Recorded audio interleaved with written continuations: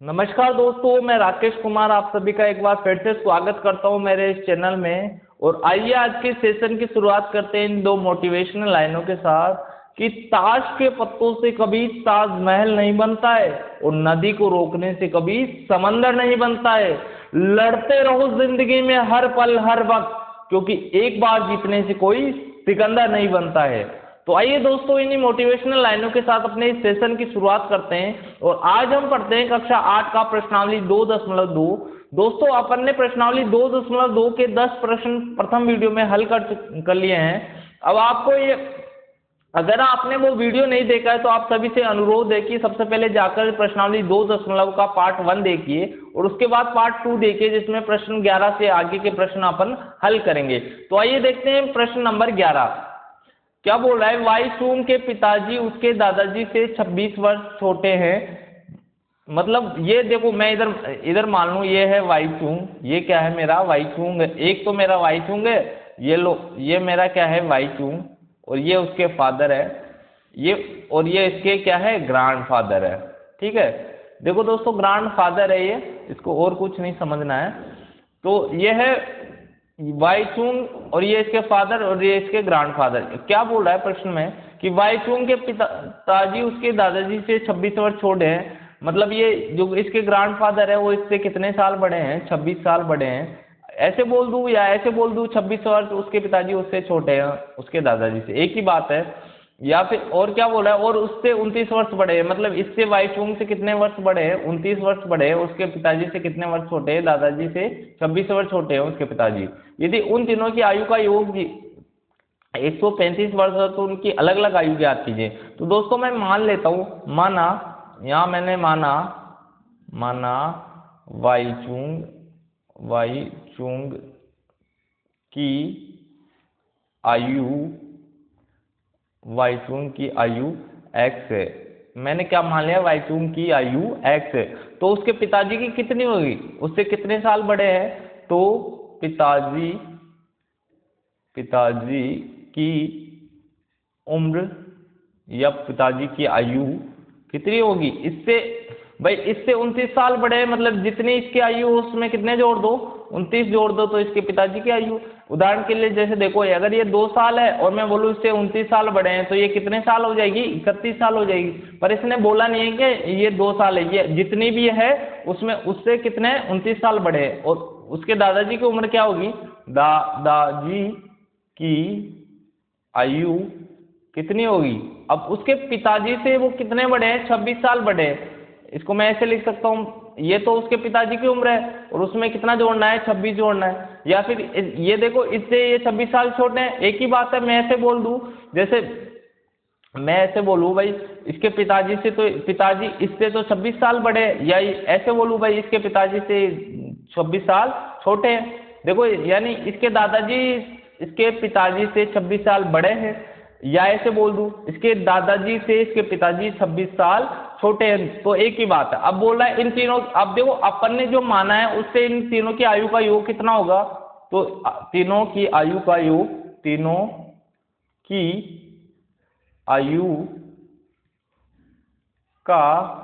योग कितना होगा, जो अपन ने माना है उस पहले उससे देखना है। अपन ने माना है भाई एक x था और उसके पिताजी की आयु थी x + 29, और उसके पिताजी मतलब उसके पिताजी के पिताजी मतलब उसके दादाजी की उम्र। देखो इन दोनों को जोड़ लूंगा तो कितना हो जाएगा, 29 और 26 जोड़ेंगे तो कितना हो जाएगा, 25 25 50 और एक इधर बच गया, 4 55 हो जाएगा दोस्तों। कितना हो जाएगा, 55। यानी उसके दादाजी की उम्र कितनी थी, x + 55 थी। तो इन तीनों का योग दे रखा है, कितना दे रखा है मेरे को, 135 दे रखा है। तो दोस्तों अब x का मान निकालना है, यानी x और x 3x है तो तीनों को जोड़ा तो 3x हो गया। और 29 और 55 को जोड़ेंगे तो 9 और 5 कितना होता है, 14। हासिल का 1, 5 और 2 7, 7 और 1 कितना हो जाएगा, 8 हो गया।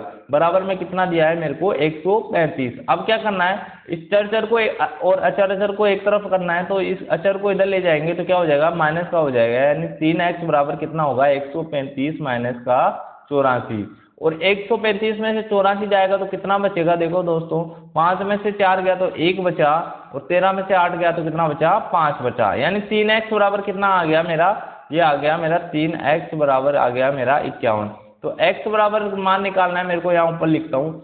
x बराबर आ गया मेरा 51/3, यानी x का मान आ गया मेरा 17। यानी वाईचुंग की आयु तो कितनी है मेरी, ये तो है 17, तो उसके पिताजी उससे 29 वर्ष बड़े हैं। तो उस यहाँ देखो x प्लस 29 करूंगा, यानी 17 प्लस 29 करूंगा तो कितना आएगा, देखो 7 और 9 कितना होता है 16, 16 का 6 हासिल का 1, 2 और 1 3 और 1 4, यानी उसके पिताजी की उम्र कितनी है, ये तो फादर की उम्र है, ये वाईचुंग की उम्र है। और ये ग्रैंडफादर की उम्र देखो कितनी होगी, ग्रैंडफादर की उम्र होगी मतलब उसके पिताजी से 26 वर्ष बड़े हैं। तो देखो ये 46 उसके पिताजी थे, वाईचुंग के पिताजी है, और उसके मतलब उसके दादाजी उससे पिताजी से कितने बड़े हैं, ये उनसे 26 वर्ष बड़े हैं। तो इनका योग कितना हो जाएगा, 6 और 6 12 का 2 हासिल का 1, 4 और 2 6 और 1 कितना 7, यानी उसके ग्रैंडफादर की उम्र, दादाजी की उम्र 72 हो गई,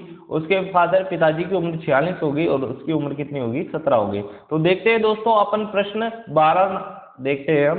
प्रश्न नंबर 12 क्या बोल रहा है, 15 वर्ष बाद रवि की आयु, तो मैं 15 वर्ष बाद रवि की आयु उसकी वर्तमान आयु से 4 गुनी हो जाएगी। रवि की वर्तमान आयु ज्ञात कीजिए। अभी देखो मेरे को पता नहीं है वर्तमान आयु कितनी है, तो मैं मान लिया, माना रवि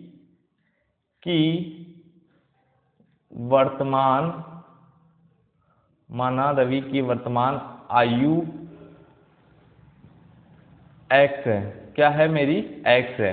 तो बोल रहा है अब देखो इस 15 साल बाद कितनी हो जाएगी, 15 वर्ष बाद आयु, 15 वर्ष बाद आयु कैसे निकालोगे भाई, 15 वर्ष बाद कितनी है, यानी वर्तमान की जो है उसमें कितना जोड़ो, 15 वर्ष जोड़ो, तो ये क्या हो जाएगी 15 वर्ष बाद आयु कितनी हो जाएगी, x प्लस 15, ये 15 वर्ष बाद आयु हो जाएगी। तो उसकी वर्तमान आयु से 4 गुनी हो जाएगी, और ये कह रहा है कि जो वर्तमान आयु है ना वो किससे कितनी हो जाएगी, 4 गुनी, मतलब ये किसके बराबर हो जाएगा, जो वर्तमान आयु x है तो किसके बराबर हो जाएगा, 4x के बराबर हो जाएगा। मतलब ये एक समीकरण बन गया। अब इसको हल करना है मेरे को सीधा सीधा, x प्लस 15 बराबर 4 गुनी हो रही है, यानी 4x हो रही है। अब इस x चर एक तरफ, अचर को एक तरफ, 15 बराबर 4x, और ये प्लस इधर आते ही माइनस का हो जाएगा, तो 15 बराबर कितना हो गया, 3x हो गया, 4x में से 1x गया तो 3x, यानी 3x बराबर कितना हो गया 15, और x बराबर कितना होगा 15/3 हो गया। तो देखो 15 में 3 का भाग देखें तो कितना आएगा 5, यानी रवि की वर्तमान आयु कितनी है, वर्तमान आयु कितनी है मेरी, ये दोस्तों 15 नहीं है। देखो दोस्तों मैं बोल कुछ और देता हूँ, लिखो और कुछ जाता है, उसके लिए मैं आप सभी से माफी चाहूंगा। देखो यानी x का मान कितना है मेरा 15, यानी रवि की वर्तमान आयु तो मेरी फिर 15 बोल गया। देखो वर्तमान आयु कितनी है मेरी 5, ये तो रवि की वर्तमान आयु 5 है। और अगर इस हिसाब से अपन इक्वेशन को इक्वल करके देखते हैं आंसर सही आता है या नहीं। 15 में कितना जोड़े, 15 में 5 जोड़े, तो वो किसके बराबर, 15 में 5 जोड़े तो कितना आएगा 20, और 4 गुणा, यानी वर्तमान आयु को 4 से गुणा कर दो, वर्तमान आयु 5 है, 4 पंजे भी क्या होता है मेरा 20। इस प्रकार अपन ने देखा ये वर्तमान आयु 5 है, ये वो क्या है अपनी सही है। तो देखते हैं प्रश्न नंबर 13 देखते हैं अब अपन। प्रश्न नंबर 13 क्या बोला है, एक परिमेय संख्या को 5/2 से गुणा कर 2/3 से जोड़ने पर माइनस का 7/12 प्राप्त होता है, तो वह संख्या क्या है। तो संख्या ज्ञात करनी है दोस्तों। तो माना, अब देखो परिमेय संख्या है तो p/q के रूप में होगी। माना परिमेय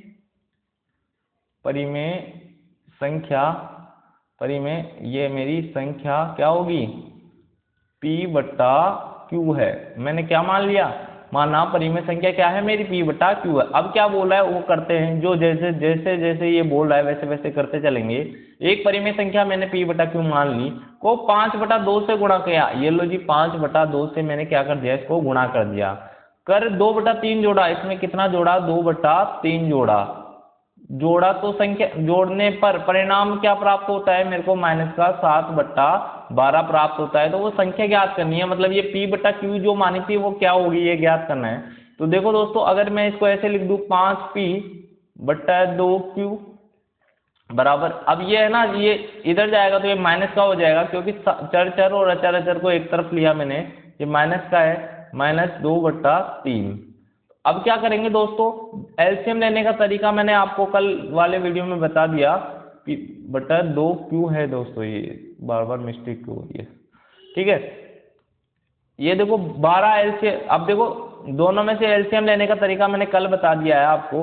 तो अब एलसीएम लेंगे, इसमें बड़ी संख्या 12 है, 12 में दोनों का भाग जाता है तो 12 ले लिया। 12 में 12 का भाग दिया तो 1 बार आया, और 1 को 7 से गुणा किया तो 7 आया, और माइनस आगे लगा हुआ है तो माइनस लगा दिया, माइनस लगा हुआ है तो माइनस लगाया। और 3 का भाग 12 में देंगे तो कितना आएगा, 4 आएगा, और 4 को 2 से गुणा किया तो कितना आ गया मेरा, 8 आ गया। यानी इसका ये किसके बराबर हो गया, माइनस के 15/12।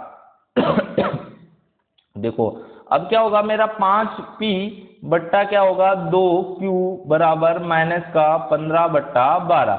अब देखो ये तो 5P बट्टा 2Q का मान है, और मेरे को तो चाहिए सिर्फ P बट्टा Q का मान। तो मैं क्या करूं, इस 5 को तो यहाँ भाग में भेज दूं, और इस Q को इससे गुणा में कर दूं, तो ऐसे लिए हो जाएगा मेरा ये P बट्टा Q बराबर 15 था और बट्टे में 12 था, और ये क्या है मेरी माइनस में है वैल्यू, ये भी ये माइनस में है। तो इसको गुणा कर दिया मैंने 2 से, और इसको गुणा किया मैंने 5 से, यानी इस 2 का भाग 12 में देंगे तो कितनी बार जाएगा, 6 बार जाएगा, और 5 का भाग 15 में दिया तो कितनी बार जाएगा, 3 बार जाएगा। यानी P बट्टा Q क्या आ गया मेरा, माइनस का 3/6, और -3/6 को मैं ऐसे भी लिख सकता हूँ कि माइनस लिखा हुआ है तो माइनस तो आएगा ही आएगा, और 3 में 3 का भाग देंगे तो 1 बार जाएगा, और 3 में 6 का भाग देंगे तो 6 में 3 का भाग देंगे तो 2 बार जाएगा। यानी P बट्टा Q का मान कितना आ गया मेरा, P बट्टा Q का मान आ गया माइनस का 1/2। तो दोस्तों इस प्रकार अपने जो परिमेय संख्या मानी थी उसका मान आ गया है। आप क्रॉस चेक कर सकते हो, उत्तर की जांच कर सकते हो, जैसे मैंने आपको कल भी बता दिया और अभी पहले वाले वीडियो में बताया है दोस्तों।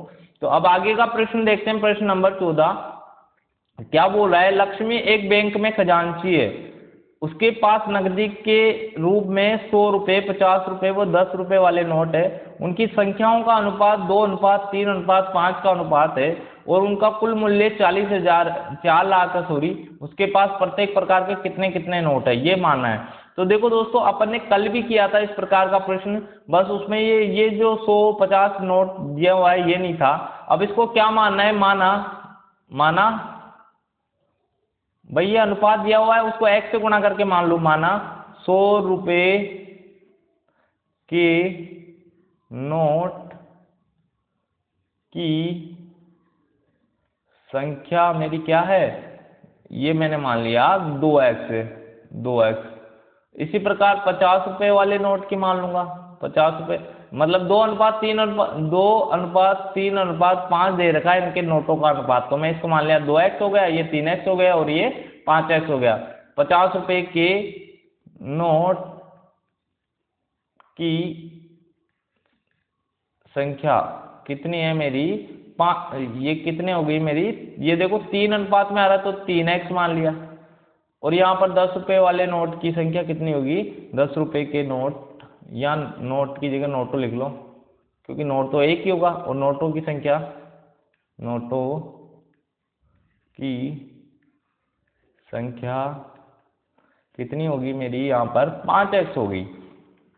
अब क्या करना है, देखो दोस्तों 100 रुपये का अगर मेरे पास एक नोट है तो कितने रुपए हैं मेरे पास, 100 रुपये हैं। अगर 100 रुपये के 2 नोट है मेरे पास तो कितने रुपए हैं, 200 रुपये हैं। 100 रुपये के अगर 3 नोट है मेरे पास तो कितने हैं, 300 रुपये हैं। तो इसी प्रकार अगर 50 रुपये के मेरे पास 4 नोट है तो मेरे पास कितने हैं, 200 रुपये है। और ये कैसे निकाला भाई, जितने नोटों की संख्या है उसका मूल्य से गुणा कर दिया तो उसका मान आ गया। अब देखो मैं 100 रुपये के नोटों, ये देखो 100 रुपये के नोटों का मूल्य, 100 रुपये के नोटों का मूल्य कितना हुआ भाई, 100 रुपये के नोट 2x है और एक नोट का मूल्य 100 रुपये है, तो कितना हो जाएगा, 2x को किससे गुणा करेंगे अपन, 100 से, मतलब उनका मूल्य कितना है, 200x है। इसी प्रकार 50 रुपये के नोट का मूल्य लिख देंगे, ये सेम ही लाइन लिखनी है, इसमें तो कोई दिक्कत ही नहीं हो। देखो 3x गुणा कितना होगा, अब यहाँ तो 100 था एक नोट का मूल्य, यहाँ एक नोट का मूल्य 50 है, और 3x टोटल नोट है मेरे पास, तो कितना हो जाएगा, 150x हो जाएगा। अब लाइन ये लिखनी है आपको, ऐसे डैश नहीं करना है, मैंने लिख दिया है, ये वीडियो ज़्यादा बड़ा हो जाएगा इसलिए मैंने इसको फटाफट लिखने के लिए डैश लिख दिया। अब देखो 10 रुपये के नोट की ये सेम है भाई, इसमें ये की लाइन यही तो उतारना है, आंख बंद करके ये का ये उतार देना है यहाँ पर, ठीक है। अब देखो 5x गुणा, अब एक नोट का मूल्य 10 रुपये, तो 5x नोट का मूल्य कितना हो गया, ये लो जी 50x हो गया।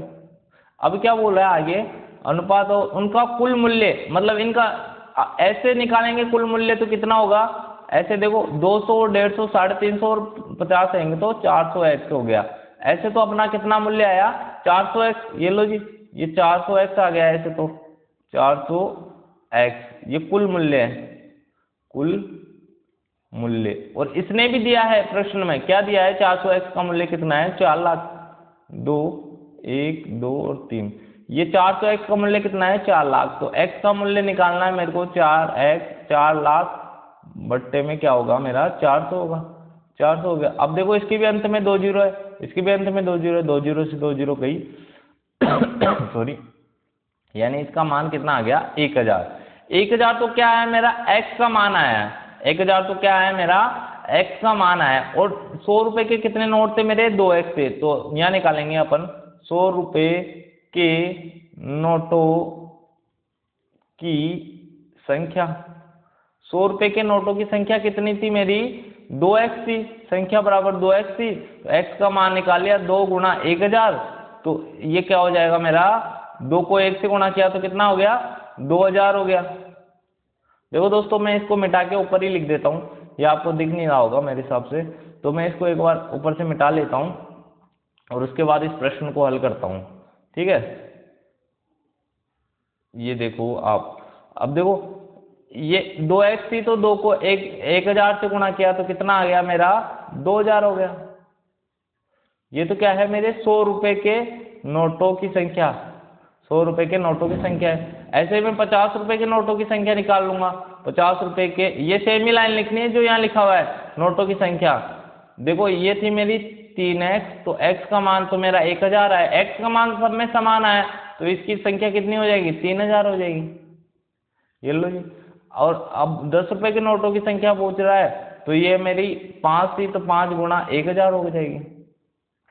तो इस प्रकार ये नोट आ गए मेरे पास, मतलब 100 रुपए के तो कितने नोट थे 2000 नोट थे, और 50 रुपए कितने नोट थे 3000 नोट थे, और 10 रुपए कितने नोट थे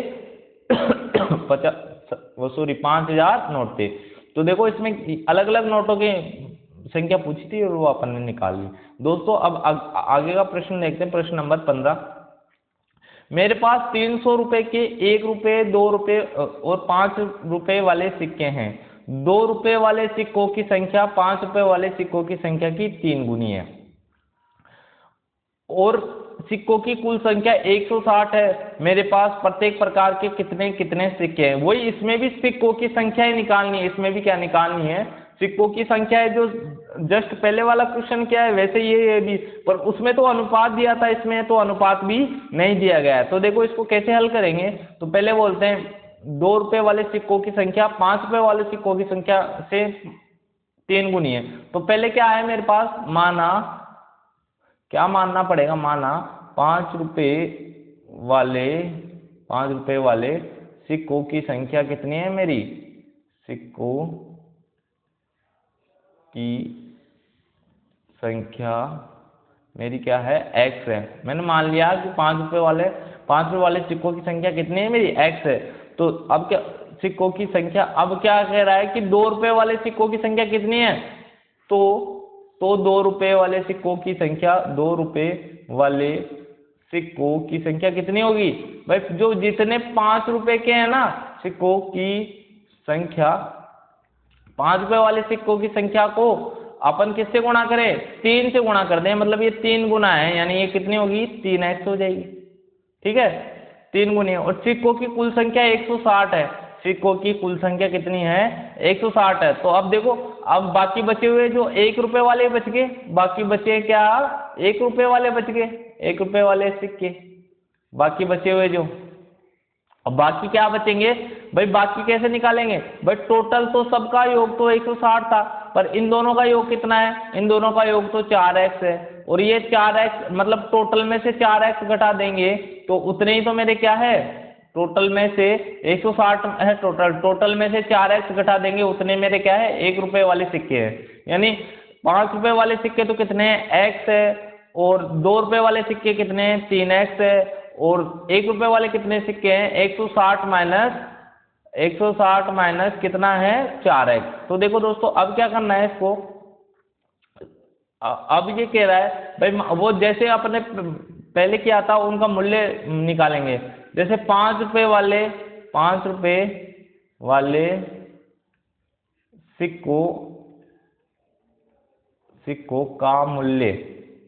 सिक्कों का मूल्य भाई एक सिक्के का 5 रुपए है, अगर 2 सिक्के हैं तो मेरे पास कितने हो जाएंगे, 10x है। ऐसे ही मेरे पास कितने हो जाएंगे, अगर मतलब 5 से गुणा करते जाना है जितने भी सिक्के हैं, यानी x सिक्के हैं तो 5 गुणा x हो जाएगा, यानी कितना हो गया, ये 5x रुपए मिल गए मेरे को इससे, ठीक है। और मैं बोलूँ 2 रुपए वाले सिक्के से सेम ही लाइन लिखनी है, सिक्कों का मूल्य कितना होगा, 2 गुणा ये कितने हैं, 2 रुपए वाले सिक्के 3x है, तो ये हो गया मेरे 6x हो गया, 6x रुपए हो गए। अब देखो 1 रुपए वाले तो मतलब 1 से गुणा करेंगे, तो 1 से गुणा करेंगे तो ये का ये आएगा, 160 माइनस का 4x आ जाएगा, सेम ही आएगा। अब देखो इन सब का योग भाई, जैसे मान लो 10 रुपए वाले जितने सिक्के हैं और 5 रुपए वाले सिक्के जितने थे, अब उनको गुणा करके भाई कितने टोटल रुपए हैं वही तो होंगे मेरे पास।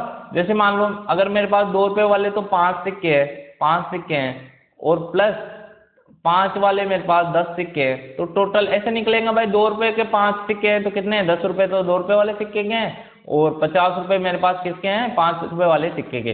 टोटल कितने हैं मेरे पास, 160 रुपए। पर मैंने यहाँ चर माना था इसलिए, और इसने कहा है कि टोटल कितने रुपए मेरे पास, फर्स्ट लाइन में कह रखा है 300 रुपए है। तो देखो इनको सबको जोड़ के ये किसका बराबर होगा, 5x प्लस 6x प्लस का 160 माइनस का 4x बराबर किसके होगा, 300 के बराबर होगा। देखो कुल मूल्य ये आ गया, मेरा कुल मूल्य आ गया इन सब का। अब देखो चर को जोड़ लो, चर को जोड़ लो, 5 प्लस 6 करेंगे तो 11x हो गया, 11x में से ये 4x जाएगा तो कितना बच जाएगा, 7x हो जाएगा, और ये 300 में से 160 उधर जाके माइनस का हो जाएगा, मतलब कितना हो गया मेरा 140 बच गया, यानी 7x का मान कितना आया मेरा, 140 आ गया। यानी x का मान निकालूं मैं, x का मान कितना आएगा, 140/7, और 7 का भाग इसमें देंगे तो 2 और 0 बच गया तो 0, यानी x का मान मेरा कितना आया, 20 आया, x का मान आया मेरा 20, तो सॉरी x का मान मेरा 20 आया। मेरे को क्या निकालना है कि मेरे पास प्रत्येक प्रकार के कितने सिक्के हैं, यानी मेरे पास 5 रुपए वाले कितने सिक्के हैं और 2 रुपए वाले कितने सिक्के हैं और 1 रुपए वाला कितना सिक्का है। तो ये जो पहले किया है सेम उसी प्रकार से करना है। देखो मैं इसको यहाँ से मैं मिटा देता हूँ, इसको मैं यहाँ से मैं मिटा दिया। अब देखो क्या बोल रहा है ये, 5 रुपए वाले कितने सिक्के हैं, ये लिखिया मैं, 5 रुपए वाले सिक्कों की संख्या कितनी होगी मेरी, ये लो जी, x ये और x का मान तो कितना है, 20 है, ये तो 5 रुपए वाले हो गए। और 2 रुपए वाले सिक्कों की संख्या कितनी थी मेरी, 3x है, ये लो जी, मैं इसे भी लाइन लिखनी है, 3 गुणा x, और x का मान मेरा कितना है, 20 है, तो कितने सिक्के हो गए मेरे, 60 सिक्के हो गए। और इसी प्रकार 1 रुपए वाले सिक्कों की संख्या थी मेरी, मतलब इन दोनों को जोड़ के और उसमें से घटाना है, यानी 160, ये मैं ऐसे कर सकता हूँ, 160 माइनस 4 गुणा, और एक इसका मान है मेरा 20, x का मान 4 को 20 से गुणा किया तो 80, और 160 में से 80 गया तो 80 बच गया, और इन तीनों का योग कितना हो रहा है, 160 हो रहा है, ये देख लो। यानी 5 रुपए वाले तो 20 सिक्के, 2 रुपए वाले 60 सिक्के और 1 रुपए वाले 80 सिक्के। तो देखो दोस्तों अब आगे का प्रश्न देखते हैं, प्रश्न नंबर 16 क्या बोल रहा है, एक निबंध प्रतियोगिता में आयोजन में ने तय किया कि प्रत्येक विजेता को 100 रुपए और विजेता को छोड़कर प्रत्येक प्रतिभागी को 25 रुपए के रूप में दिए जाएंगे। यदि पुरस्कारों में बांटी गई राशि 3000 थी तो कुल 63 प्रतिभागियों में विजेताओं की संख्या ज्ञात कीजिए। अब देखना है इसमें, ये देखना है भाई कितने तो विजय हुए और कितने हारे, मतलब एक निबंध प्रतियोगिता है तो उसमें कितने जीत गए और कितने हार गए। ये भाई जो जीत गए ना वो बाकी हार गए, टोटल यही हुआ। जैसे मान लो 100 जने हैं, उसमें से 10 जीते तो बाकी क्या हुआ, बाकी हार गए। वो सेम सी बात कह रहा है, ये भी प्रतियोगी। प्रतिभागी मतलब जो उसमें हिस्सा ले रहे हैं। एक नहीं मतलब, अब यहां मेरे को माना विजेताओं की संख्या, विजेताओं की संख्या कितनी है मेरी, विजेता की संख्या मेरी x है। और जो प्रतिभागी, जो भाई प्रतिभागी, अब क्या बोला है, यदि पुरस्कार में प्रतिभागियों में विजेताओं की संख्या ज्ञात कीजिए। तो टोटल जो, और जो इन विजेताओं को छोड़ना है और बाकी बचे हुए उनमें, तो इसको मैं लिख लेता हूं इसमें तो विजेता तो मैंने x मान लिया, विजेताओं को छोड़कर संख्या, विजेताओं को छोड़कर संख्या कितनी हो जाएगी भाई, दोनों को टोटल मिला के मेरे 63 थे, यानी x है तो ये कितनी हो जाएगी मेरी 63 माइनस x हो जाएगी। भाई विजेता मेरे x विजेता है, तो बाकी बचे हुए 63 में से जो विजेता को हटा देंगे तो बाकी बचे हुए जो वो सिर्फ प्रतिभागी है, जो विजेताओं को छोड़ दिया हमने, ठीक है। अब क्या बोला है, विजेता को तो देने हैं 100 रुपए, और जो विजेता नहीं हुए यानी जो हार गए, कुल मिला के बात ये है, उनको देने हैं कितने, 25 रुपए। मतलब उसने प्रोत्साहन करने के लिए, भाई जीता है उसको तो कितना देना है, 100 देना है। और जो मतलब जो जिसने भाग लिया था, सिर्फ जो भाग तो लिया पर वो जीता नहीं, उसको भी उसने कहा कि मैं 25 रुपए दूंगा। तो अब देखो अब क्या करना है, और उसने कहा कि टोटल 3000 रुपए बांटने, कितने बांटने हैं, 3000। मान लो एक विजेता को 100 रुपए दे रहा है, यहां लिख देता हूं, विजेताओं को बांटी गई राशि। भाई विजेताओं को कितनी राशि बांट दे रहा हो, बांटी गई राशि, ये लो जी।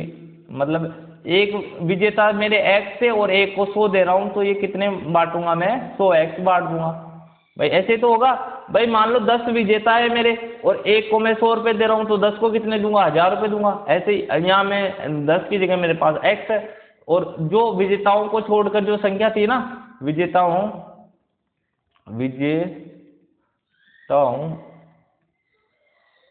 को छोड़कर बांटी गई राशि। भाई एक को वो 25 रुपए दे रहा है, एक को कितने दे रहा है, वो 25 रुपए दे रहा है, तो 63 माइनस x को कितने से गुणा करेंगे, 25 से गुणा कर देंगे। और इन दोनों को मिलाकर कितने होने चाहिए, 3000 रुपए होने चाहिए। जैसे मान लो अभी इससे जस्ट पहले वाला प्रश्न क्या है, वैसे डिट्टो का वो का वही है, बस इसमें ये है ना, इनका योग दे दिया, ठीक है। देखो अब क्या करेंगे, भाई 100x तो मेरे विजेता है, विजेताओं को कितने बांट दिए मैंने, 100x रुपए बांट दिए, प्लस जो विजेता नहीं है, जो हार गए, कुल मिला के बात ये है, तो उनको कितने रुपए बांट दिए मैंने, 63 माइनस x गुणा 25 बांट दिए, बराबर कितने हैं मेरे, 3000 रुपए हो गए, ठीक है। तो देखो अब इसको मैं इसमें से 25 कॉमन ले लूं ऊपर वाले में से, तो यहाँ बच जाएगा 4x प्लस 63 और माइनस का x बराबर क्या है मेरा, 3000। अब देखो इस 25 को इस 3000 के भाग में भेज दूं, इधर तो ये 4x प्लस का 63 माइनस का x बराबर 3000 बट्टे में कितना बच जाएगा मेरा, 4x, सॉरी 25 है ये। अब इसका 25 का भाग इसमें देंगे 300 में, तो कितना आएगा, देखो 25 का भाग 30 में दिया तो एक बार गया, फिर 25 में 30 में से 25 गया तो कितना बचा, 5 बचा, 5 के आगे 0 आया तो 2 बार गया, और ये 120 हो गया, ठीक है। 300 में देंगे तो 12 बार जाएगा, ठीक है। 25 का भाग 300 में देंगे तो 12 बार जाएगा, और 0 बच गया तो 0 उतार दिया, यानी अब देखो ये 4x में से 1x गया तो कितना बच गया, 3x बच गया, प्लस का 63 बराबर कितना है मेरा, 120।